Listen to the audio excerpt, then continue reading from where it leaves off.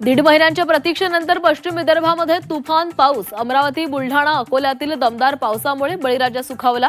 यवतमाळमधील जोरदार पावसामुळे शहरातील अनेक भाग जलमय.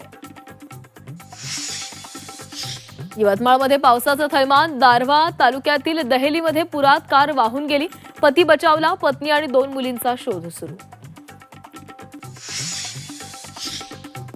पश्चिम महाराष्ट्रामध्ये दमदार पाऊस. कोल्हापूरचं राधानगरी धरण ओव्हरफ्लो, तर उजनी धरणातून 60,000 क्युसेक वेगानं पाण्याचा विसर्ग सुरू.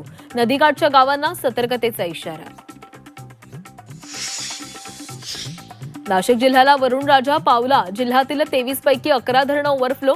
शहराला पाणी पुरवठा करणारं गंगापूर धरण 80% भरलं. धरणामधून विसर्ग सुरू. नदीकाठच्या गावांना सतर्कतेचा इशारा.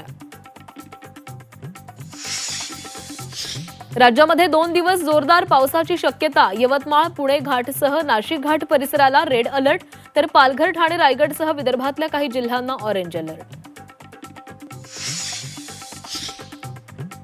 कुणी कुठेही गेलं तरी त्यांनी आहे तिथंच राहण्याचा निर्णय घ्यावा. जितेंद्र आव्हाडांच्या मुलीच्या ट्विटनं राजकीय वर्तुळामध्ये चर्चांना उधाण.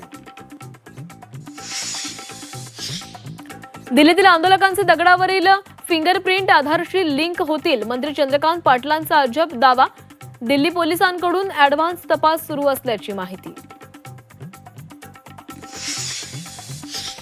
नवीन संशोधनाबाबत चंद्रकांत पाटलांच्या नावाची नोबेलसाठी शिफारस करायला हवी. खासदार संजय राऊत यांचा खोचक टोला.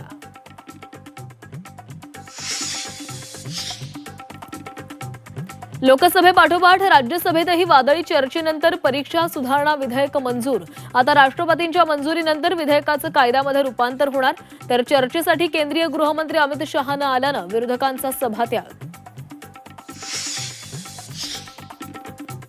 विश्वासार्ह परीक्षा प्रणालीच्या दिशेनं एक महत्त्वाचं पाऊल. परीक्षा सुधारणा विधेयक मंजुरीनंतर पंतप्रधान मोदींचा व्हिडिओ संदेश. तर मुलांच्या भविष्याशी खेळणाऱ्या कुणालाही सोडणार नाही, मोदींचं आश्वासन.